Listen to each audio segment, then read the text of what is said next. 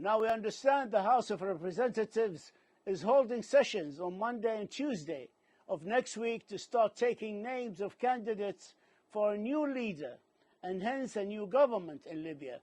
It's expected that the vote will be conducted by mid-February, so by the end of February we'll have a new leader's name and a new government. Do you believe that the interim Prime Minister Abdulhamid Dbeiba would surrender the reins of power to a House-selected new leader, or are we standing at the gates of a second bloody conflict? The bulk of my previous tenure in Libya was spent during a period of intense conflict when Tripoli had come under attack and there was severe polarization in the country. I think it's very important for us to now appreciate that since June 2020, and certainly more firmly since October 2020, when the Libyan parties to the Joint Military Commission signed the ceasefire agreement on October 23rd, the country has been at relative peace. And what has happened, I really think, through the great work of the Joint Military Commission, we have seen the opening of roads, the resumption of flights, Libyans coming together, able to travel back and forth.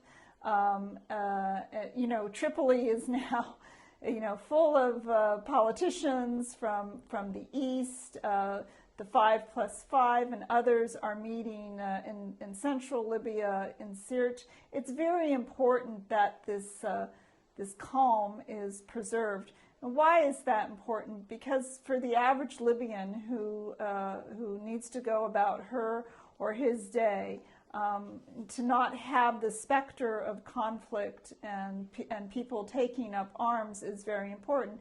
And in fact, this period of calm has even witnessed those who bore arms against each other meeting. We saw a meeting in Benghazi last month between personalities who just a year and a half ago had taken up arms against each other.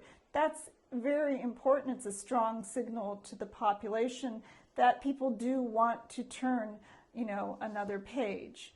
I also heard many proposals and in fact people urging that the United Nations, that we work closely with the concerned authorities responsible for the National Reconciliation Project. That said, certainly, yes, there is political tension in the country right now. No one can deny that.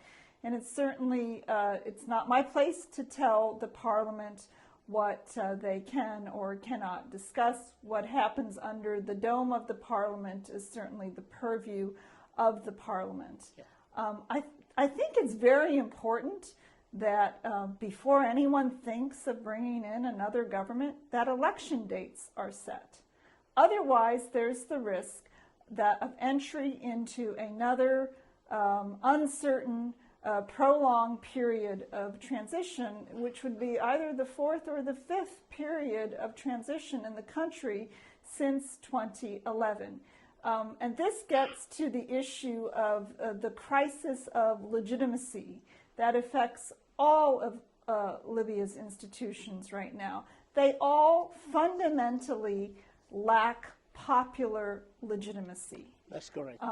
And bringing in another temporary interim government, it's not going to cure the crisis of legitimacy. That can only be cured through a studied, a serious, credible electoral process leading to free and fair elections.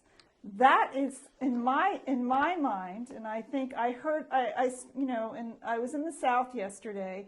I had a very good conversation with a large group of civil society leaders, certainly political figures, youth.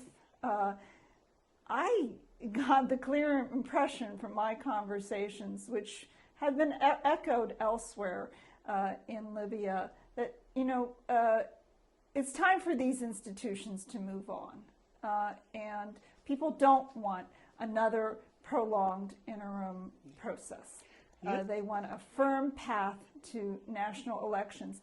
And that's, I believe, what the two assemblies should really be focusing on, and with some urgency, with a great deal of urgency, in fact.